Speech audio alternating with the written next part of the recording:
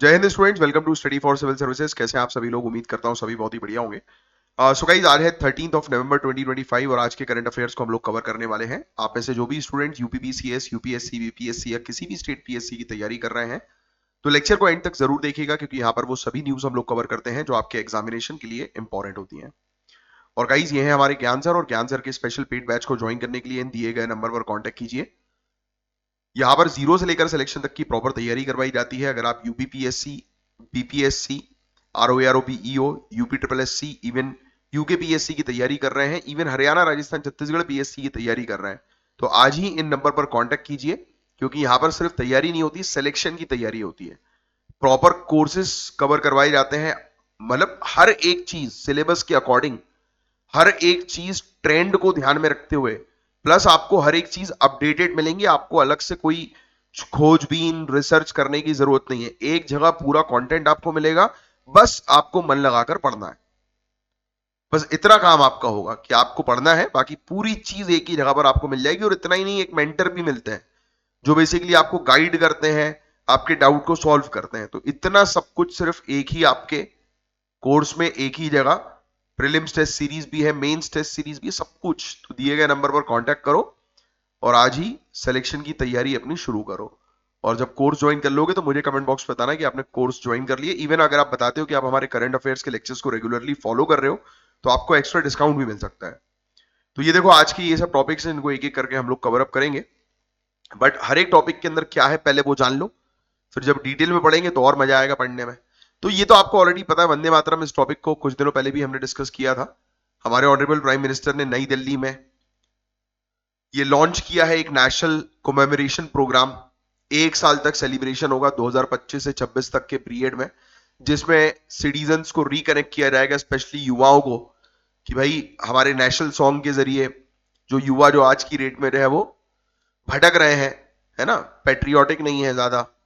आज की डेट में लोग इतने सेल्फिश हो गए कि नेशन को भी जो है वो नहीं मान रहे हैं, है ना। तो भाई ऐसा नहीं, थोड़ा सीरियस होना बहुत ज्यादा जरूरी है। तो युवाओं को दोबारा से हमारे नेशन से जोड़ने के लिए ये पूरा एक साल तक काफी सारे इनिशिएटिव्स, प्रोग्राम चलेंगे, उसी के बारे में हम लोग बात करने वाले हैं। बंकिम चंद्र चटर्जी जी के बारे में कुछ दिनों पहले भी हमने डिस्कस किया था। इन्होंने, आपको पता है कि 1875 को आनंद मठ नोवेल के एक पार्ट के रूप में वंदे मातरम लिखी गई थी। वंदे मातरम जो हमें देखने को मिला था वो आनंद मठ नॉवल जो थी बंकिम चंद्र चटर्जी की, उससे उठाई गई है। अब इस सॉन्ग ने फ्रीडम स्ट्रगल में यूनिटी और करेज का सिंबल बनकर एक नेशनल मंत्र ऑफ रेजिस्टेंस क्रिएट किया था। यानी कि ब्रिटिशर्स के सामने ये सब गाने गाकर उनको कमजोर किया जाता था, तोड़ा जाता था। तो इसमें काफी सारी चीजें हैं जिसको हम लोग कवर करेंगे। तो सुनने वाला टॉपिक है, और इससे जुड़े जितने भी फैक्ट्स आएंगे भैया वो नोट डाउन कर लेना। पहले भी बोला था, दोबारा से बोल रहा हूँ, ये टॉपिक अभी पढ़ा था हमने, एक आधी हफ्ता भी नहीं हुआ है शायद। नेक्स्ट, बांग्लादेश जो है वो बना है साउथ एशिया का पहला देश जो United nation water convention 1992, Helsinki convention जिसको हम लोग बोलते हैं, उसमें शामिल हुआ है। हेलसिंकी कन्वेंशन, इसी के बारे में आपको समझाऊंगा। अब ये ऑब्जेक्टिव जो है वो यही था कि जो नदियां बॉर्डर क्रॉस करती हैं ना, तो उनका इक्विटेबल और सस्टेनेबल यूज इंश्योर किया जाए।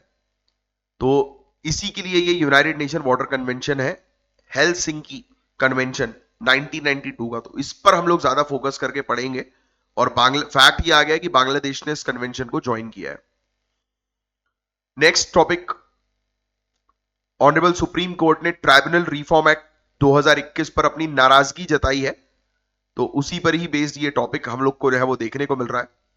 मद्रास बार एसोसिएशन ने इस कानून को जो है वो चैलेंज किया है, कहकर कि सरकार ने वही प्रोविजन रीइंट्रोड्यूस किए जो कोर्ट ने पहले अनकॉन्स्टिट्यूशनल डिक्लेयर किए थे, जैसे कि शॉर्ट टेन्योर 4 साल का, हाई मिनिमम एज 50 साल की, और एक्सेसिव एग्जीक्यूटिव कंट्रोल। तो मतलब कुल मिलाकर ये कोर्ट में सुधार से रिलेटेड कुछ जो कानून जो लाए गए हैं, तो उसमें जजेस की तरफ से और जुडिशरी की तरफ से कुछ चिंताएं हैं, कुछ गुस्सा है। तो वो हम लोग कवर करेंगे। टॉपिक सुनने वाला भी है और प्रीलिम्स और मेंस के लिए समझने वाला भी है। नेक्स्ट आर्टिकल हम लोग को बिम्स्टेक का देखने को मिल रहा है। बिम्स्टेक का फुल फॉर्म लिखकर बताओ मुझे जरा नीचे कमेंट बॉक्स में कि क्या है इसका फुल फॉर्म। तो इंडिया ने होस्ट किया है BIMREN, BIMSTEC India marine research network, इसी के बारे में हम लोग बात करेंगे। और आज की डेट में हम लोग ब्लू इकोनॉमी के ऊपर ज्यादा टारगेट कर रहे हैं, आपको ऑलरेडी पता है ना। कुछ दिनों पहले भी इससे जुड़े ऐसे कुछ आर्टिकल्स आए थे। फिर ये वाला आर्टिकल सिर्फ सुनने वाला रिस्पॉन्सिबल एआई का, ये भी आर्टिकल रिपीट हुआ है कि हमें आर्टिफिशियल इंटेलिजेंस को एथिकल पॉइंट ऑफ व्यू से फोकस करना चाहिए, है ना। तो उसी से जुड़ा ये टॉपिक है। फिर नेक्स्ट जो टॉपिक हम लोग को देखने को मिल रहा है, ये बड़ा इंपॉर्टेंट है, प्रीलिम से पूछा जा सकता है, प्रोजेक्ट सन कैचर। ये एक space based AI energy initiative है। इसका ऑब्जेक्टिव है कि एआई ड्रिवन सैटेलाइट्स के जरिए सोलार पावर को कलेक्ट करके धरती पर वायरलेस ट्रांसफर करना।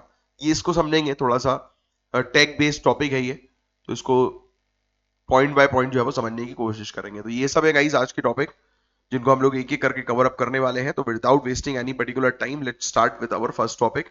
इसमें जितने भी फैक्ट्स होंगे वो आप थोड़ा सा ध्यान में रखिएगा। तो आज हम बात करेंगे वंदे मातरम के 150 साल पूरे होने पर सेलिब्रेट हो रहा है नेशनल कमेमोरेशन प्रोग्राम 2025-26। पूरे यानी कि साल भर तक ये प्रोग्राम जो है वो चलेगा। ये नेशनल इनिशिएटिव है, नेशनल कमेमोरेशन प्रोग्राम जिसको हम लोग जो है वो कहते हैं। तो ये पूरे साल भर तक चलने वाला ये प्रोग्राम है। तो 7 नवंबर 2025 को हमारे ऑनरेबल प्राइम मिनिस्टर ने नई दिल्ली में वंदे मातरम के 150 साल के सेलिब्रेशन का उद्घाटन किया।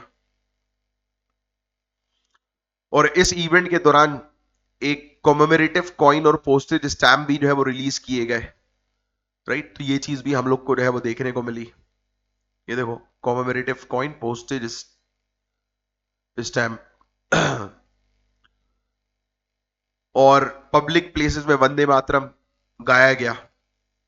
तो क्वेश्चन बनता है कि वंदे मातरम सॉन्ग जो है वो किसके द्वारा लिखा गया है। आंसर, बंकिम चंद्र चटर्जी जी ने 7 नवंबर 1785, फैक्ट ध्यान में रखना, बंकिम चंद्र चटर्जी जी ने 7 नवंबर 1875, 7 नवंबर 1875 को आनंद मठ नॉवल के एक पार्ट में लिखा था। किस नॉवल में लिखा था? आनंद मठ नॉवल। अक्सर एग्जाम में आता है, ये तो अभी तक रटा हुआ जाना चाहिए आपको। आनंद मठ नॉवल के एक पार्ट में लिखा था। और पहली बार ये एक फैक्ट और आ गया, वो लिख लेना। और पहली बार किस जर्नल में, किस पत्रिका में पब्लिश हुआ? तो बांगा दर्शन एक पत्रिका है, जर्नल है, उसमें पहली बार पब्लिश हुआ था। ठीक है, पत्रिका बंग दर्शन। क्लियर? यहां से उठेंगे क्वेश्चंस।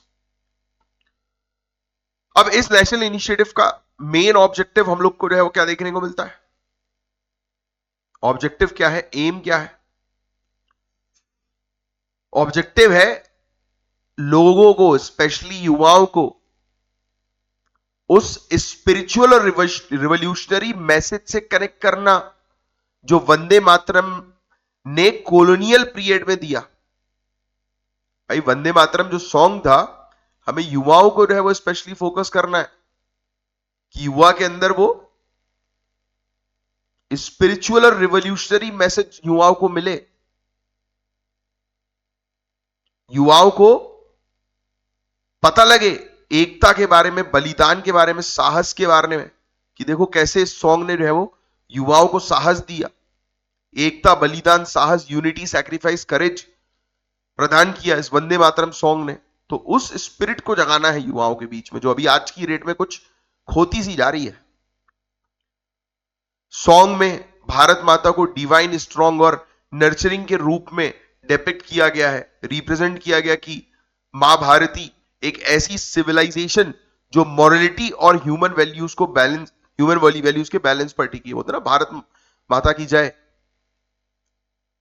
मदरलैंड पर फोकस करते हैं कि भाई जो भी है, और इसको डिवाइन दिखाया है, स्ट्रॉन्ग दिखाया है, ये आपको सब चीज प्रदान कर रही है जो आप इनसे मांगते हो, जिससे कि लोगों को पता लगे कि भाई हमारा जो सिविलाइजेशनल जो रूट्स है वो इन सब चीजों में है, बाहरी चीजों में नहीं।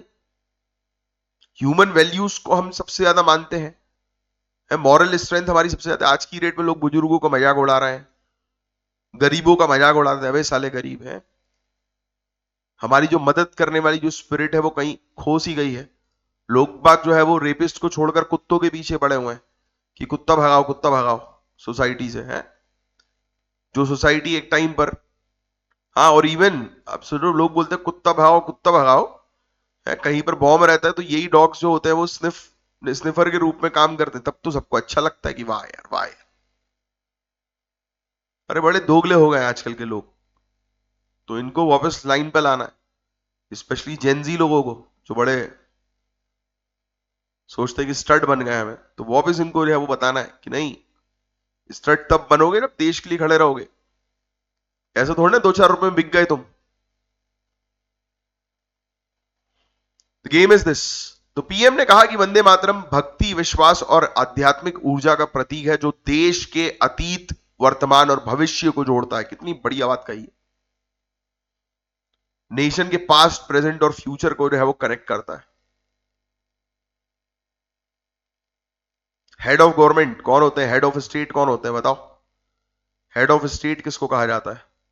बड़ा बेसिक सा सवाल पूछ रहा हूं। अब जो रेगुलर स्टूडेंट्स हैं उनके लिए नहीं है ये, जो काफी समय से पढ़ रहे हो, जिन्होंने अभी भी पढ़ना शुरू किया है वो आंसर दो जरा। हेड ऑफ स्टेट और हेड ऑफ गवर्नमेंट के बीच में क्या डिफरेंस है?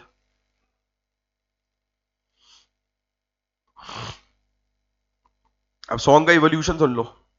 तो ये सॉन्ग एक पोएटिक इन्वोकेशन से इवॉल्व होकर एक नेशनल मंत्र ऑफ रेजिस्टेंस बन गया। कितनी बेहतरीन बात जो है वो की गई है। कहां ये एक टाइम पर जो है वो काव्यात्मक तौर पर था, और अब ये जो है वो प्रतिरोध और जागृति के राष्ट्रीय मंत्र के रूप में जो है वो अवेकनिंग के राष्ट्रीय मंत्र के रूप में उभर के आया, कि लोगों को जगा रहा है। इसमें लाइंस हम लोग को देखने को मिलती हैं, सुजलम सुफलम, ये जो लाइंस हम लोग को देखने को मिल रही हैं कि भारत एक नेचुरल और मॉरल ब्यूटी को जो है वो दिखा रहा है। नेक्स्ट, टैगोर ने 1896 के कलकत्ता कांग्रेस सेशन में पहली बार पब्लिकली गाया, और तब से ये फ्रीडम स्ट्रगल का एंथम जो है वो बन गया। वेरी इंपॉर्टेंट लाइन, कि पहली बार जो है वो कब ये जो है वो गाया गया, तो टैगोर के द्वारा। और पीएम ने हाईलाइट भी किया इन्हीं वर्सेस को, कि ना ही सिर्फ ये फ्रीडम की बात कर रहे हैं, बल्कि एक विजन भी प्रोवाइड करा रहे हैं कि इंडिया डिग्निटी के साथ जीता है, गरिमा से भरे एक समृद्ध भारत की परिकल्पना ये प्रस्तुत कर रहा है। ये फैक्ट जो मैंने आपको बताया कि पहली बार किसने कहा, ये क्वेश्चन पूछा आता है, तो ये ध्यान में रखिएगा। 1905 के स्वदेशी आंदोलन और एंटी पार्टीशन मूवमेंट में वंदे मातरम ही नारा बन गया था। आंदोलन के समय पर नारा बना था ये वंदे मातरम। ब्रिटिश अथॉरिटीज ने इस रेवोल्यूशनरी स्पिरिट के कारण इस सॉन्ग पर बैन भी लगा दिया, पर फिर भी ये जेल्स, मार्चेस और गलीज तक में गुनगुनाया गया अलग अलग जगहों में। तो ये रोल था भैया, बैन, ब्रिटिशर्स के द्वारा इसको बैन भी कर दिया गया, पर फिर भी लोगों ने जो है वो इसे गाया। अच्छा, गैलोज फांसी घर होता है, अच्छा गलीज नहीं हो, गैलोज। इस सॉन्ग में भारत माता को एक लिविंग डिवाइन फोर्स के रूप में रहो बताया गया है, राइट? तो ये बात भी आप जानते ही हैं। सरस्वती ज्ञान की देवी, लक्ष्मी समृद्धि की देवी, दुर्गा शक्ति की देवी, इनका संगम बताया गया है। देखते हो ना, भारत माता में आपको एक देवी माता जी की मतलब इमेज जो है वो दर्शाई जाती है, तो सरस्वती, लक्ष्मी, दुर्गा माता जी के रूप में इनको देखा गया है। वैदिक थॉट से प्रेरित होकर कंट्री को एक मां के रूप में डिस्क्राइब किया गया, कि जो जीवन दे रही हैं,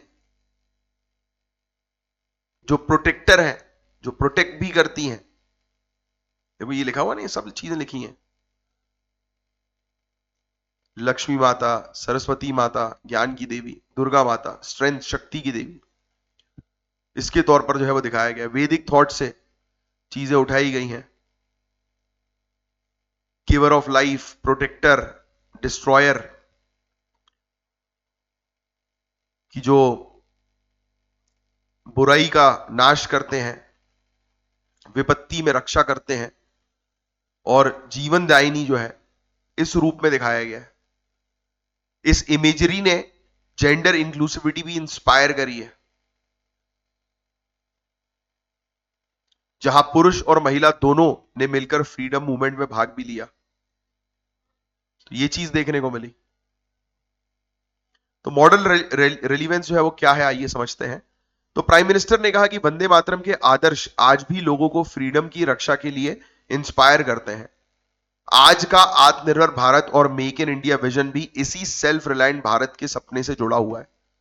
इंडिया का science, space and technology achievements में जो नेशनल प्राइड दिखता है, वो सुजलम सुफलम भारत के सपने का का ही शैडो है, आप कह सकते हैं एक प्रकार से, या इमेज है। तो जब भी इंडियन आर्म फोर्सेस या सिटीजन नेशनल फ्लैग को सल्यूट करते हैं और कहते हैं कि भारत माता की जय, वंदे मातरम, ये उसी स्पिरिट का लिविंग प्रूफ है। That is true. फिर वंदे मातरम मूवमेंट 1948, ये चीज भी थोड़ी सी आप ध्यान में रखिएगा, ये भी बड़ी इंपॉर्टेंट है। हैदराबाद कर्नाटक रीजन के, मतलब उसी हैदराबाद कर्नाटक में एक रीजन हम लोग को है वो देखने को मिलता है, ये वाला गुलबर्ग, यहां पे हुआ, जहां बताया जाता है कि ये हम लोग को देखने को मिल रहा है ना, ये शरण बसपा और कदीर दरगाह जैसे नेताओं ने निजाम के शासन के विरुद्ध वंदे मातरम का नारा लगाते हुए शांतिपूर्ण मार्च का नेतृत्व किया। पीसफुल मार्च यहां पर हुआ था। हैदराबाद में निजाम जो था ना, वो छोड़ नहीं रहा था प्लेस को, तो उस समय भी वंदे मातरम मूवमेंट हुआ था। इसके बाद पटेल साहब आ गए अपने, और फिर तो उनने कौन सा ऑपरेशन चलाया था पटेल साहब ने यहां पर हैदराबाद को जो है वो हटाने के लिए? कमेंट बॉक्स पे ऑपरेशन का नाम लिख कर बताओ। Very important operation in Indian history. That's it guys, ये था। और फैक्ट जितने भी आए हैं वो थोड़ा ध्यान में रखो। नवंबर 2025 से नवंबर 2026 तक चलेगा ये नेशन वाइड सेलिब्रेशन, जिसमें यूनिटी, स्ट्रेंथ और प्रोग्रेस के आइडियाज को रिवाइव किया जाएगा। पीएम ने कहा कि वंदे मातरम का मंत्र अमृत काल के दौरान भविष्य की पीढ़ियों को सशक्त करेगा और भारत को 2047 तक एक विकसित राष्ट्र बनने में सहायक होगा। तो देखो, वंदे मातरम को किसने लिखा, कब लिखा, पहली बार कब गाया गया, किसके द्वारा गाया गया, कौन सी नोवेल इन्वॉल्व थी, कौन से मूवमेंट इससे जुड़े हुए हैं, है ना, मॉडर्न पीरियड में कैसे इसके साथ कनेक्शन है। तो आप अमृतकाल विजन 2047 लिख सकते हो, मेक इन इंडिया लिख सकते हो, आत्मनिर्भर भारत लिख सकते हो, है ना, मॉडर्न टाइम से इसको वो कनेक्ट करते हुए युवाओं को एम्पावर करने का एक टूल बना बोल सकते हो आप। हमारी हिस्ट्री के बारे में लोगों को अवेयर के अलावा अवेकन करने का टूल बोल सकते हो आप, है ना। तो ये सब चीजें, तो इस तरीके से आप प्रीलिम्स और मेंस के लिए रेडी रहो।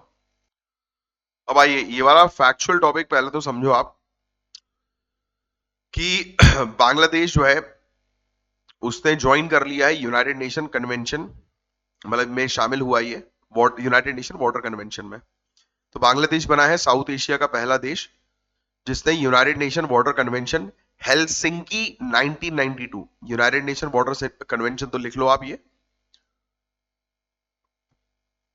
और साथ ही साथ ये भी लिखना, ये हेलसिंकी कन्वेंशन 1992, ठीक है, क्योंकि ये हेलसिंकी कन्वेंशन ज्यादा पूछते हैं ये लोग। पूछ लेंगे हेलसिंकी कन्वेंशन किससे रिलेटेड है, तो आपको वाटर से रिलेटेड ध्यान में रखना है कि वाटर कन्वेंशन है यूनाइटेड नेशन का, बस ऐसी चीजें आती हैं, तो इसको एक साथ लिखना, ठीक है ना। तो हमें क्या न्यूज मिल गई है कि बांग्लादेश ने ये एक नया एग्रीमेंट साइन कर लिया है भैया, मतलब एग्रीमेंट है तो पुराना, हेलसिंकी कन्वेंशन 1992 का है जो ये साइन कर लिया है। और प्लस एक और बड़ी चीज ये है कि ये साउथ एशिया का पहला देश है जिसने ये कन्वेंशन ज्वाइन किया है। अब इस कन्वेंशन का मेन ऑब्जेक्टिव जो है वो क्या होता है, ये लिख लो, transboundary water governance, transboundary water governance, सीमा पार जल प्रशासन, इसको मजबूत करना और इक्विटेबल रिसोर्स शेयरिंग के लिए इंटरनेशनल सपोर्ट देना। मतलब सिंपल मैं आपको बोलूं कि ये एक एक्स कंट्री है, ये एक वाई कंट्री है, एक नदी जो है वो आती है जो एक्स और वाई कंट्री से होकर गुजरती है। तो ये जो पानी है इस नदी का वो इक्वली दोनों एक्स और वाई के बीच में शेयर हो, किसी प्रकार का डिस्प्यूट ना हो और प्रॉपर स्मूथली शासन चले, बस ये उसकी बात करता है ये इंटरनेशनल लेवल का एग्रीमेंट। अब ये मूव आया है एक ऐसे समय पर जब बांग्लादेश फेस कर रहा है सीवियर हाइड्रोपॉलिटिकल चैलेंजेस। कैसे? वो आप जानते हैं, China, climate change, upstream dams, है ना, जो नेबरिंग कंट्रीज जो डैम्स खोलकर बैठी हुई हैं, और इंडिया के साथ जो इशू जो है जो रिजॉल्व ही नहीं है, bilateral water sharing issue Teesta और गंगा नदी का, तो उस समय ये आया है।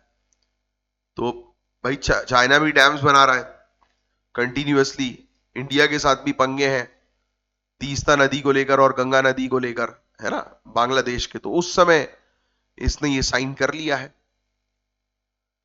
तो ये कहानी है, ये थोड़ा सा ध्यान में रखिएगा। प्रीलिम्स में आपसे क्वेश्चन पूछा जा सकता है कि हेलसिंकी कन्वेंशन क्या है, यूनाइटेड नेशन वाटर कन्वेंशन, ध्यान में रखना।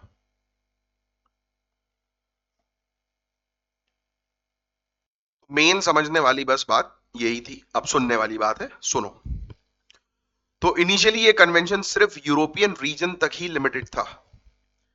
जब नया नया ये कन्वेंशन जो आया था ना, तो उसको कहा गया था कि आप जो है वो सिर्फ यूरोपियन क्षेत्र में ही ये जो जो इंटर रिवर या क्रॉस बॉर्डर रिवर जो होती है ना, तो उन पर आप शासन में हेल्प करोगे। ये एग्रीमेंट उस शासन को बेहतर बनाने में हेल्प करेगा। पहले ये सिर्फ यूरोपियन रीजन तक ही था। फिर क्या होता है, 2016 आता है, 2016 आता है ना। वैसे तो ये सब चीजें आपको याद रखने की जरूरत नहीं, सिर्फ सुन लो जो मैं आपको बता रहा हूं। उसके बाद ये सभी यूनाइटेड नेशन मेंबर कंट्रीज के लिए ओपन हो गया, जिसका ऑब्जेक्टिव ये था कि पानी के मतलब पानी जो है वो इक्विटेबली शेयर हो, उसके जो रिसोर्सेज है वो इक्वली शेयर हो, सभी लोग को इक्वली फायदा मिले, और ये सस्टेनेबल डेवलपमेंट गोल नंबर 6.5 के साथ भी जो है वो अलाइन हो गया, लिंक हो गया।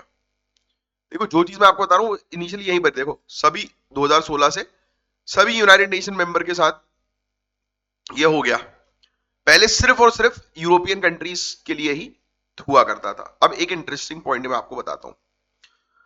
बांग्लादेश का ये स्टेप 2019 के हाई कोर्ट रूलिंग के बाद आया, जिसमें नदियों को लीगल पर्सन का स्टेटस दिया गया था।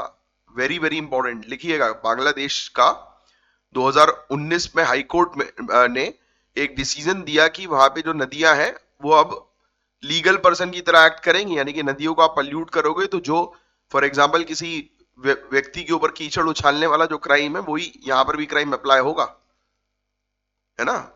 कि जैसे कई बार लोग जो है जहर डाल देते हैं नदियों में, तो वो बिल्कुल टॉक्सिन का काम करेगा वो, जैसे कि एक व्यक्ति को जहर देने वाला धाराएं लगेंगी। सेम लीगल पर्सन का स्टेटस, यानी नदियों को भी ह्यूमन राइट्स जैसी प्रोटेक्शन मिलेगी। तो अब इस मूव के जरिए बांग्लादेश अपनी बॉर्डर सिक्योरिटी और डिप्लोमेटिक लेवरेज दोनों को मजबूत कर रहा है गुरु।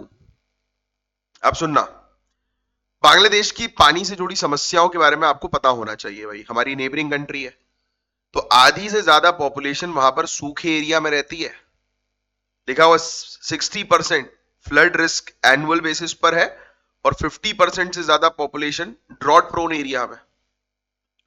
60% पॉपुलेशन को बाढ़ का रिस्क है, 50 से ज्यादा परसेंट पॉपुलेशन को जो है वो सूखे का रिस्क है।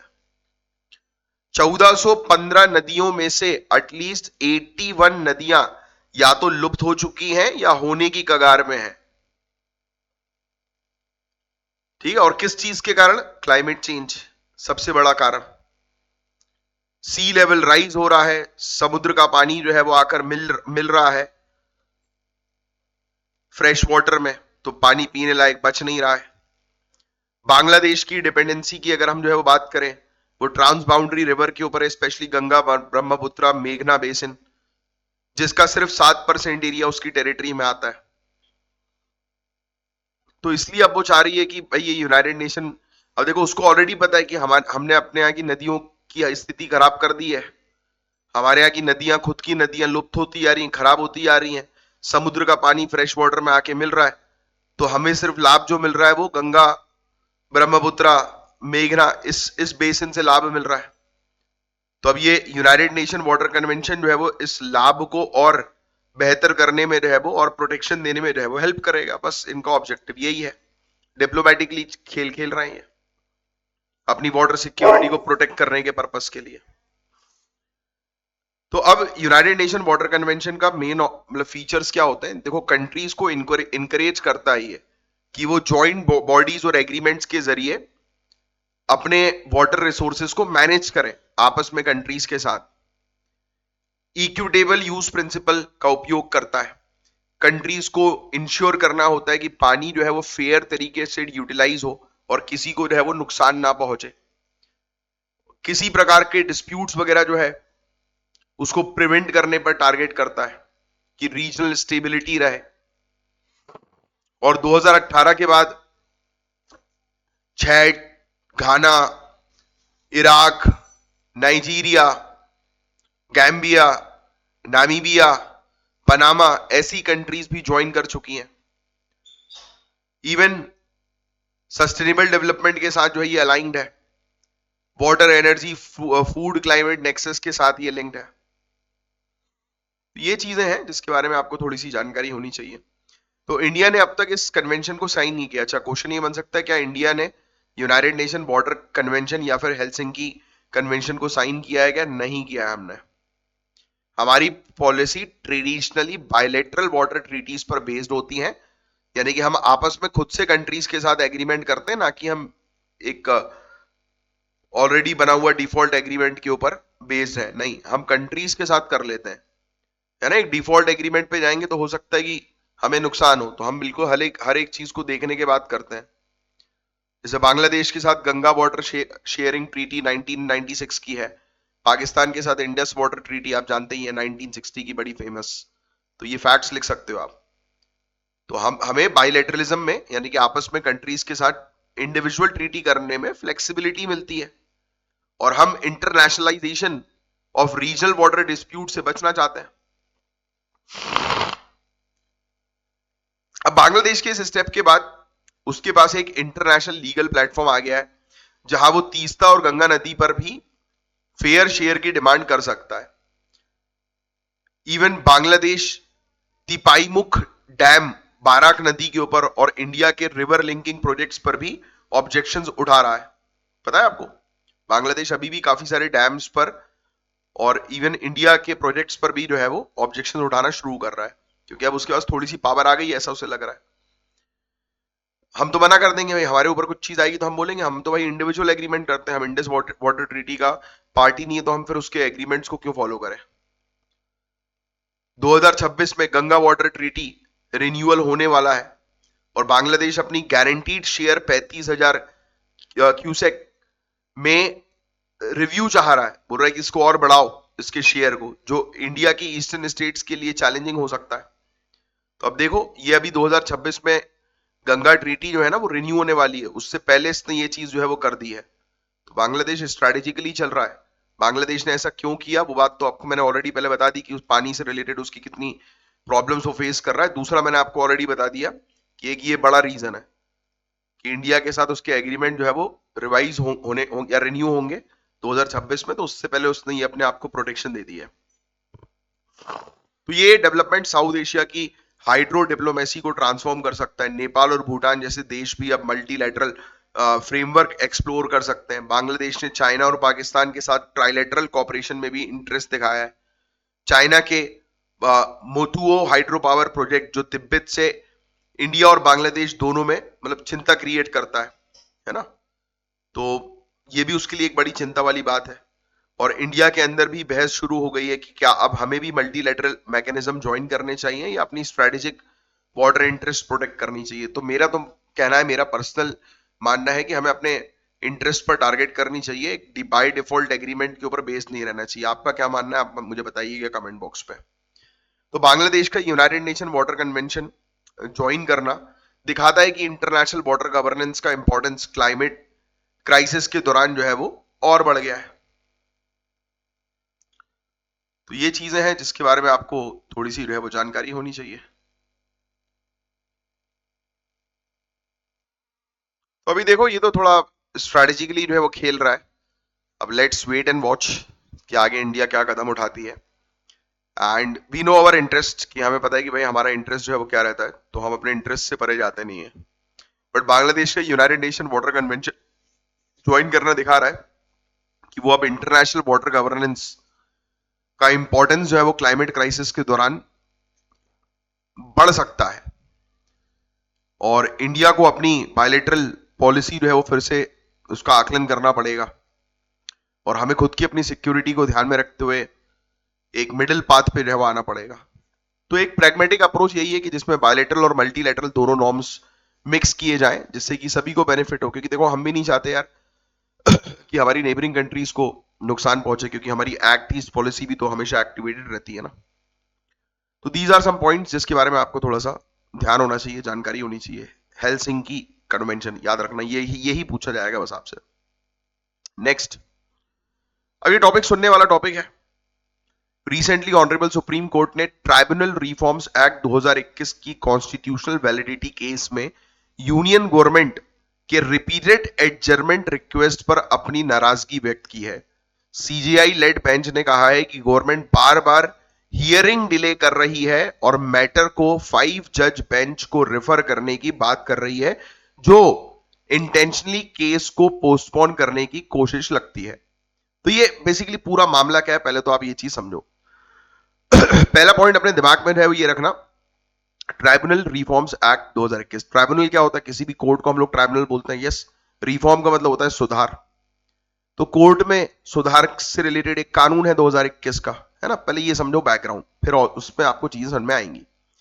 तो एक चीज आपको यहां पर एक क्लियर हो गई कि यार एक कानून लाया गया जो कोर्ट में सुधार की बात कर रहा है ना। तो ये लागू हो जाता है 13 अगस्त 2021 को, जिसका मेन ऑब्जेक्टिव ये था कि ट्राइब्यूनल सिस्टम को जो है वो स्मूथ बनाना, उनकी वर्किंग प्रोसेस को जो है वो और यूनिफॉर्म और एफिशिएंट बनाना। तो ये कानून रिप्लेस कर रहा था ट्राइब्यूनल रिफॉर्म ऑर्डिनेंस 2021 को।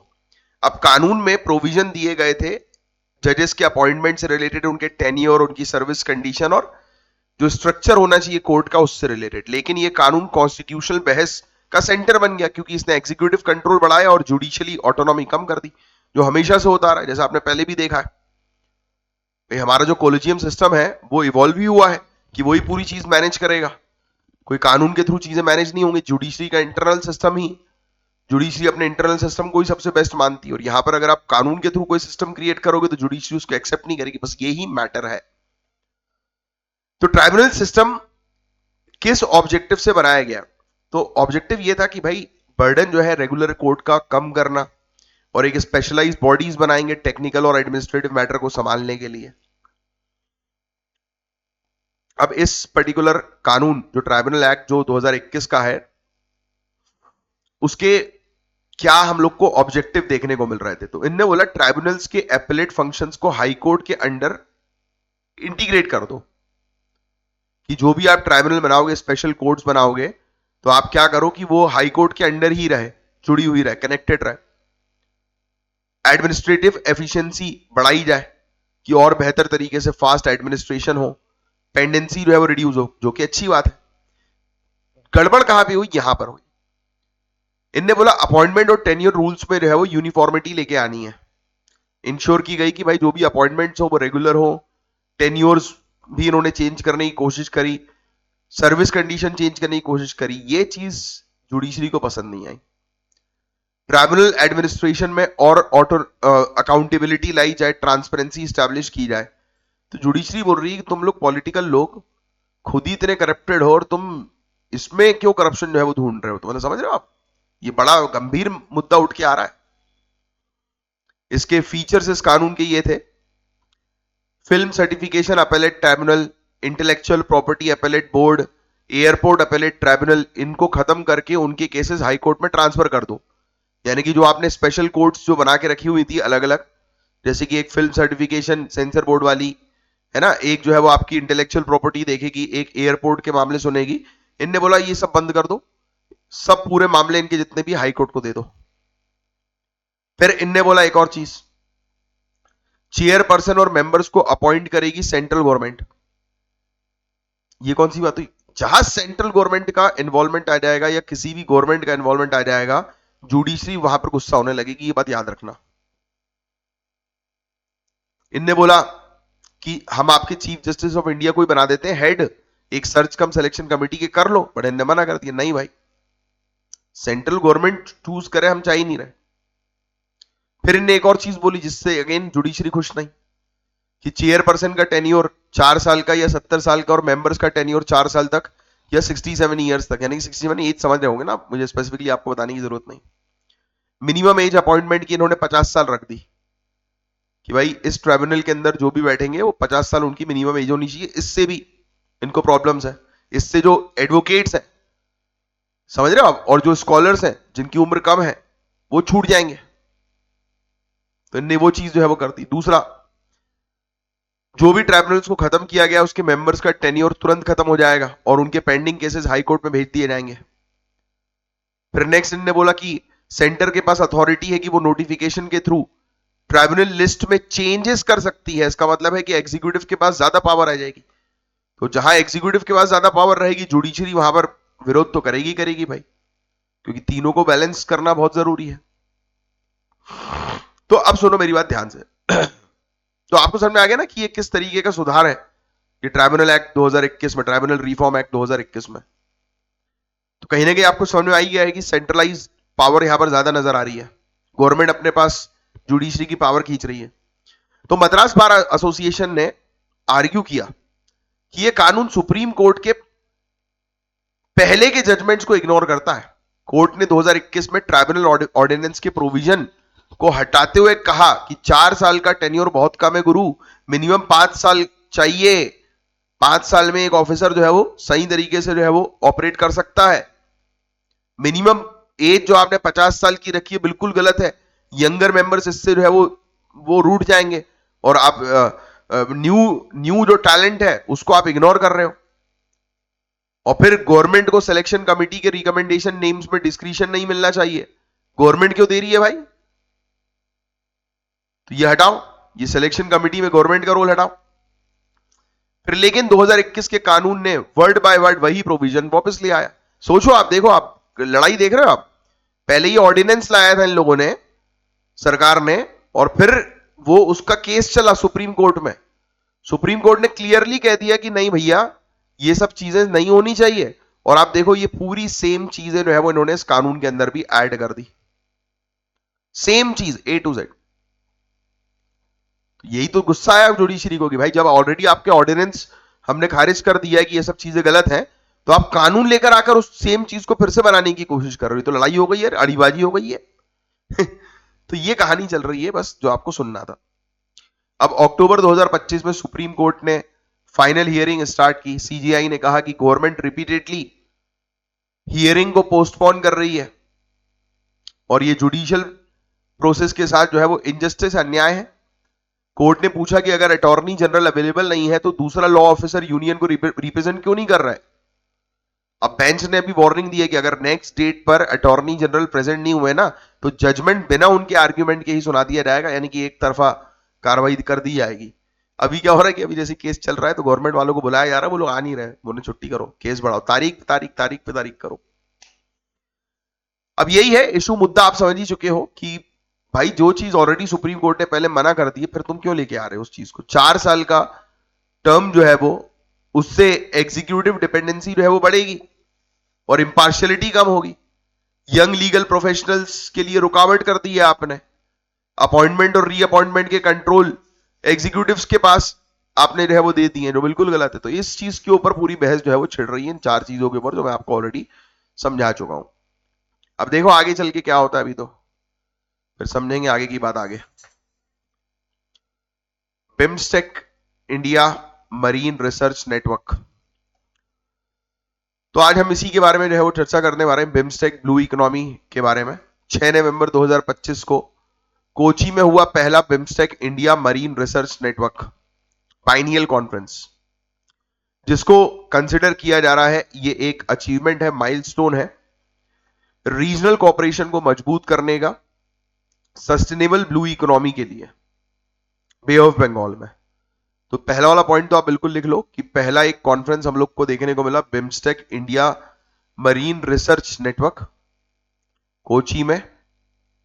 और ये मेजर स्टेप है कि इस क्षेत्र में हम लोग ब्लू इकोनॉमी के डेवलपमेंट पर जो है वो काम करें। बे ऑफ बंगाल वाले एरिया में, जो हमारा बे ऑफ बंगाल वाला एरिया है ना, वहां पर फिशरीज, ब्लू इकोनॉमी, इस प्रोजेक्ट पर जो है वो पूरा ध्यान दिया जाए, क्योंकि मरीन रिसोर्सेस बहुत वैल्यूएबल है।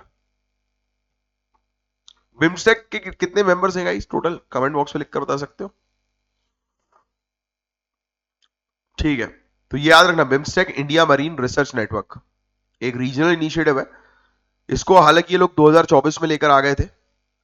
इंडिया के मिनिस्ट्री ऑफ एक्सटर्नल अफेयर्स ने इसे लॉन्च किया था, ये फैक्ट भी लिखिएगा। और बंगाल की खाड़ी में ज्वाइंट मरीन रिसर्च और इनोवेशन को प्रमोट करने के लिए लाया गया। नाम से मैं रिसर्च नेटवर्क, किस क्षेत्र में हम लोग रिसर्च करेंगे ब्लू इकोनॉमी को डेवलप करने के लिए। इस आइडिया का अनाउंसमेंट 2022 के कोलंबो बिम्स्टेक समिट में प्राइम मिनिस्टर ने किया था, पहले ही हो गया था इसका अनाउंसमेंट। और ये इनिशिएटिव इंडिया की neighbourhood first, act east, Indo Pacific, महासागर विजन, ऐसी पॉलिसीज का एक इंपॉर्टेंट हिस्सा है। ये पॉलिसीज के नाम भी लिख लो। महासागर का मतलब पता है आपको? जो सागर विजन था ना, वैसे ही अब महासागर विजन बन गया है। Mutual and holistic advancement for security and growth across region, ये पहले भी हम लोग डिस्कस कर चुके हैं। Bay of Bengal region guys दुनिया का एक मेजर फिशिंग जोन है। यहां से पूरे दुनिया भर की जो मछलियां पकड़ी जाती है ना, उसका 6% कॉन्ट्रीब्यूशन, और दुनिया के बड़े बड़े मछली पकड़ने के जो जहाज हैं, वो पूरे दुनिया भर में जितने जहाज हैं उसके 1/3 जहाज यहां पे ऑपरेट करते हैं, मछली पकड़ने वाले जहाज। और 6% पूरे दुनिया भर में फिशिंग का कंट्रीब्यूशन बे ऑफ बंगाल देता है। बहुत बड़ी चीज है आपस अपने आप में। इसलिए ये क्षेत्र फूड सिक्योरिटी और सस्टेनेबल लाइवलीहुड के लिए बड़ा इंपॉर्टेंट है। अब इस कॉन्फ्रेंस के बारे में थोड़ी सी चर्चा करें तो ये बेसिकली एक बाइनियल यानी कि द्विवार्षिक रीजनल प्लेटफॉर्म है, जिसमें बिम्स्टेक कंट्रीज के बीच कोलैबोरेटिव रिसर्च और सस्टेनेबल ब्लू इकोनॉमी इनोवेशन को प्रमोट किया जाता है, जो कि इसके नाम से ही हम लोग को समझ में आती है, क्योंकि ये मरीन समुद्री क्षेत्र पर जो है वो रिसर्च करने का नेटवर्क है ये बिम्स्टेक कंट्रीज। तो पायलट फेज के दौरान इस पर्टिकुलर नेटवर्क ने 25 रिसर्च इंस्टीट्यूशन और 50 से ज्यादा साइंटिस्ट को एक साथ कनेक्ट किया था। पार्टिसिपेंट्स ने गाइस मिलकर रिसर्च आउटकम शेयर किए और जॉइंट एजेंडा बनाए कि सब लोग मिलकर किस चीज पर काम करेंगे। फोकस यही था कि हम ओशियन को ऑब्जर्व करेंगे, किस तरीके से ओशियन के रिसोर्सेज हैं, संसाधन, उसको मैनेज करें टेक्नोलॉजी की हेल्प से, है ना।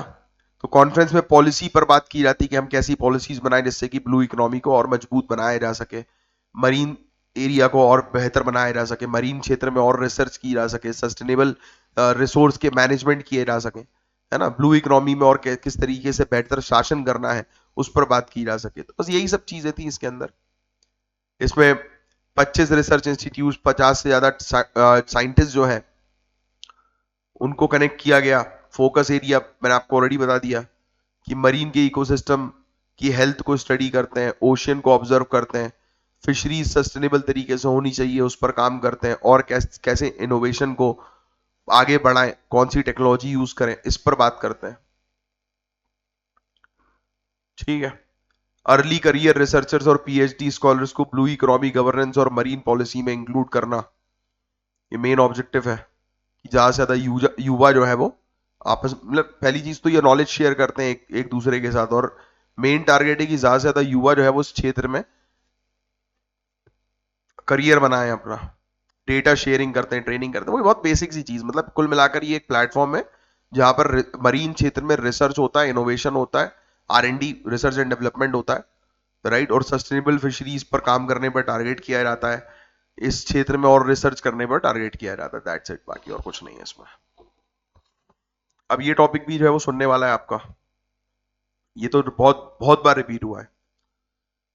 तो एआई आज हर सेक्टर में एंट्री ले चुका है, आपको पता है ऑलरेडी। कहीं पर भी आप देखोगे, जहां भी देखोगे, आपको हर जगह जो है वो एआई दिखाई देगा, हर जगह, जिस भी जगह आप देखने की कोशिश करोगे, चाहे वो हेल्थ केयर हो, एजुकेशन हो, एग्रीकल्चर हो, डिफेंस हो, गवर्नेंस हो। लेकिन एआई के साथ सीरियस चिंताएं भी हैं, डेटा प्रिवेसी की चिंता, है ना। फिर आजकल तो डीप फेक्स, ऐसी प्रॉब्लम्स डेवलप होती जा रही हैं, मिस इन्फॉर्मेशन लीक हो जाती है, मेरी मम्मी कई बार मुझे वीडियो दिखाती हैं कि अरे धर्मेंद्र जी मर गए, ये देखो। अरे भैया वो एआई का वीडियो है, फेक वीडियो। अभी कल परसों ही बोल रही थी मम्मी मुझे कि नहीं नहीं ये देखो वीडियो आया हमारे पास भैया, धर्मेंद्र जी की डेथ हो गई है। उदास उदास होने लगे मेरे घर वाले। मैंने कहा क्या कर रहे हो भाई, ये सीधे सीधे दिखाई दे रहा है कि ये एआई होता। नहीं तुम झूठ बोल रहे हो, ये एआई नहीं है। ये तो दिक्कत हो गई है आजकल। मैंने बोला कि क्या किसी न्यूज़पेपर में मिला? नहीं। लोगों को सिर्फ एक ही चीज समझाओ कि जो भी उनके पास जानकारी आए व्हाट्सएप के माध्यम से या किसी भी माध्यम से, उनसे पूछो कि इसका सोर्स क्या है। जब तक आपको वो आपके घर पे आए हुए न्यूज़पेपर पे चीज ना मिले, और या फिर न्यूज़पेपर की ऑफिशियल वेबसाइट, कुछ लोग तो ऐसे भी होते हैं न्यूज़पेपर की क्लिपिंग बना के दे देते हैं, या फिर आजकल तो वीडियो भी ऐसे चलते हैं बिल्कुल न्यूज एंकर एकदम बोल रहा है, तो लोग यकीन भी कर लेते हैं। तो भैया ऑफिशियल जगहों पर ही देखना जरूरी है। ऑफिशियल जगह पे अगर देखा आपने खुद ने, तब उस इंफॉर्मेशन को बिलीव करो, वरना ना करो। सिंपल सी एडवाइस ये सबको देनी है। तो मीटी, ये लिख लो, ministry of electronics and information technology, इन्होंने रिलीज किया है इंडिया एआई गवर्नेंस गाइडलाइंस, जिससे कि एआई को है वो सेफली कैसे यूज करना है वो बताया हुआ है। बस और कुछ नहीं है, बस दैट्स इट। सिर्फ इतनी सी चीज लिखो, बाकी और कुछ नहीं है। ये गाइडलाइंस डेवलप किया हाई लेवल एक्सपर्ट कमेटी ने, जिसमें सीनियर प्रोफेसर है आईआईटी मद्रास के, मीटी के भी representative, NITI Aayog, Microsoft Research India, Trilegal, iSPIRT Foundation, इन सब के लोग इसमें शामिल हैं। साथ इन्होंने सूत्र दे दिया भैया कि ट्रस्ट रखो, ट्रांसपेरेंसी रखो, people first, human centric approach होनी चाहिए, इनोवेशन होना चाहिए, फेयरनेस होनी चाहिए, अकाउंटेबिलिटी होनी चाहिए, अंडरस्टैंडेबल बाय डिजाइन होना चाहिए। कि पहले ही समझ में आ जाए कि फेक है कि नहीं। आजकल वो देता है ना गूगल, नीचे स्टार बना हुआ एक डिजाइन देता है, उसको देखकर ही समझ में आ जाता है कि हाँ यार ये जेमिनाई के द्वारा बनाया गया है। भैया नैतिक सिद्धांत, एथिकल प्रिंसिपल्स में आएंगे निष्पक्षता, उत्तरदायित्व, पारदर्शिता, गोपनीयता, मानवीय नियंत्रण, ह्यूमन ओवरसाइट। तो ये चीजें हैं। 6 पिलर्स हैं एआई गवर्नेंस के, कि इंफ्रास्ट्रक्चर पर काम करो, लोगों को ट्रेन करो, ऑफिशियल्स को ट्रेन करो, बेहतर पॉलिसीज बनाओ, रिस्क को कम करने के लिए देखो वाटर मार्किंग वगैरह करो, जो अभी जेमिनाई कर रहा है। या फिर क्लियरली पता होना चाहिए कि कौन सा वीडियो एआई है कि नहीं है, उसमें लिखा हुआ होना चाहिए कि ये वीडियो एआई के द्वारा बनाया गया है। बट जिसको फ्रॉड करना है वो थोड़ा ना लिखवाएगा, वो बल्कि और मिटवा देगा। ठीक है, डिक्लेरेशन जरूरी है और उसके लिए फिर कड़ी कार्रवाई होना जरूरी है। बाकी कुछ नहीं है इस पर्टिकुलर टॉपिक के अंदर, दैट्स इट। हाँ भैया, ये वाला जो टॉपिक है ये अब आपके लिए थोड़ा सा इंपॉर्टेंट है प्रीलिम्स के लिए, सुनिए। पहले तो लिख लीजिए प्रोजेक्ट सन कैचर। 2025 में इंडिया ने लॉन्च किया है प्रोजेक्ट सन कैचर। ये एक AI integrated space based solar power initiative है। लिख लो, ऐसे लिखना, AI AI integrated, AI integrated space based, space based solar power initiative, space based solar power initiative. Objective समझ लो पहले तो आप। स्पेस में, हमारा जो स्पेस है ना, वहां पे सोलार एनर्जी कैप्चर करके उसे वायरलेस पावर ट्रांसमिशन के थ्रू धरती पर ट्रांसफर करना। ये धरती है, ये अपना सूरज भाई है? सूरज भाई सोलार पावर दे रहा है। यहां पे हमने सोलार पावर को पकड़ लिया, एनर्जी बना ली, इस एनर्जी को वायरलेसली धरती तक पहुंचाना। यह है गुरु प्रोजेक्ट सन कैचर, कि सूर्य को पकड़ लो, सन कैचर, सूर्य पकड़ लिया जाए। समझ में आ गई पूरी कहानी? बस यही है और कुछ नहीं है जो समझने वाली चीज होती है। इस प्रोजेक्ट में इसरो, डीआरडीओ और भी काफी सारे प्राइवेट स्पेस टेक कंपनीज शामिल हैं। ये इंडिया के अमृतकाल विजन 2047 के under clean energy leadership establish करने में योगदान दे रहा है। ठीक है, धरती का एनवायरमेंटल बर्डन जो है उसको रिड्यूस करने के लिए। अब आउटर स्पेस में ही आप सोलर एनर्जी को पकड़ लोगे। समझ में आ गई ना पूरी कहानी? बस प्रोजेक्ट का मेन ऑब्जेक्टिव है कि high performance tensor processing units satellites पे लगा के भेज देना, और वो वहां से जो है वो हम लोग को एनर्जी जो है वो प्रोवाइड कराए। एआई डेटा सेंटर्स पे जो एनर्जी कंज्यूम ज्यादा होती है ना, वो एनर्जी यहीं से ली जाए, क्योंकि अपन ने डिस्कस भी किया था ना, जितने सारे डेटा सेंटर्स हैं आजकल, क्रिप्टो करेंसी बन रही है या एआई से जो इमेजेस बना रहे हैं, वो कितनी एनर्जी जो है वो खींच रहा है। तो बस उसी चीज को बचाना मेन ऑब्जेक्टिव था। Long term research and development initiative है, डिजाइन किया गया है कि solar powered AI data centre को ऑर्बिट में रखा जाए। मतलब अब ये लोग क्या कर रहे हैं, डायरेक्ट ऑर्बिट में ही डेटा सेंटर को रखने की बात कर रहे हैं। अरे जैसे हमारे इंटरनेशनल स्पेस स्टेशन है ना, वैसे ही डेटा सेंटर जो है वो धरती के ऑर्बिट पे रहे, जिससे कि वो एनर्जी डायरेक्ट सूर्य की कंज्यूम करे और वहीं से ऑपरेट करे। और इंडिया भी है, इंडिया भी जो है इसकी डायरेक्शन में सोच काम कर रहा है, इसरो डीआरडीओ। बाकी ये सब चीज अभी इस पर डेप्थ में जाने की जरूरत नहीं है, अभी इससे जुड़ी और चीजें आएंगी। ये प्रोजेक्ट सन कैचर क्या है वो तो वो पूछेंगे तो आप इतना बता दोगे। और ये वाला गूगल वाला है, ठीक है ना, गूगल का है ये प्रोजेक्ट सन कैचर, और इंडिया का भी है। इंडिया भी इसी टेक्नोलॉजी पे काम कर रही है, बट आप अभी गूगल लिख लेना। प्रोजेक्ट सन कैचर किसका है? गूगल का है, ठीक है। तो ये डेटा सेंटर क्रिएट कर रहे हैं, जैसे मैंने आपको बताया ना कि धरती है, धरती से ऊपर ही ये डेटा सेंटर लगा देंगे, जैसे इंटरनेशनल स्पेस स्टेशन ऑर्बिट में घूमता रहेगा। डेटा सेंटर तो सभी को पता है ना, आप कोई भी पर्टिकुलर एक वेबसाइट जो है वो ओपन करते हो तो उसका वो पूरा डेटा होता है वो एक जगह पे स्टोर रहता है, और वो 24 घंटे इलेक्ट्रिसिटी कंज्यूम करता है। तो इनका ऑब्जेक्टिव है कि डायरेक्टली सूर्य की एनर्जी यहीं से आए, धरती में धरती से हम लोग एनर्जी उसकी कैप्चर ना करें, डायरेक्टली उसको डायरेक्ट सन से एनर्जी मिले 24 घंटे। ठीक है, दैट्स इट, बाकी उतना कुछ जानने की जरूरत नहीं है। बस गूगल का ये प्रोजेक्ट है, बस ये ध्यान में रखना। Tropical forest for ever facility initiative, लिख लो ये भी।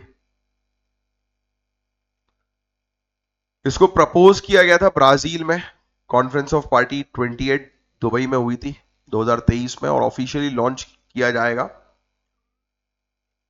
2025 में, कॉन्फ्रेंस ऑफ पार्टी 30। क्या नाम है, पहले तो इसका नाम तोड़ो, tropical forest for ever facility initiative. Long term incentive provide कराएगा ट्रॉपिकल फॉरेस्ट को प्रोटेक्ट करने के लिए, कि ट्रॉपिकल फॉरेस्ट जो है वो हमेशा बना रहे। ठीक है, ये पब्लिक फंड होगा ट्रॉपिकल फॉरेस्ट को मैनेज करने के लिए, लिख लेना। REDD+ को ये रिप्लेस जो है वो नहीं करेगा। कंचनजंगा नेशनल पार्क से रिलेटेड ये इसका आंसर आप ही दो मुझे। पहला स्टेटमेंट करेक्ट है, कंचनजंगा नेशनल पार्क जो है वो IUCN की वर्ल्ड हेरिटेज आउटलुक 2025 में गुड रैंकिंग में आया है, और ये हाईएस्ट रैंकिंग है इंडियन की नेचुरल साइट्स में। इंडिया का पहला मिक्स्ड हेरिटेज साइट है, बना था ये 2016 में। नेचुरल और कल्चरल दोनों सिग्निफिकेंस के लिए जाना जाता है। ठीक है, Lepcha tradition, hidden paradise, Tibetan ब्यूल, ये वाली बिलीफ यहाँ पर, कल्चरल बिलीफ यहाँ पर हम लोग को देखने को मिलती हैं। और ये मेंस का एक क्वेश्चन है ट्रॉपिकल फॉरेस्ट से रिलेटेड, ट्राई करना इसका आंसर देने की। और ज्ञान सर के पेड कोर्स को ज्वाइन करने के लिए इन दिए गए नंबर पर कांटेक्ट कीजिए। अब मैं मिलूंगा आपसे नेक्स्ट लेक्चर में, तब तक के लिए bye bye, take care, have a great day ahead. जय हिंद, जय श्री महाकाल।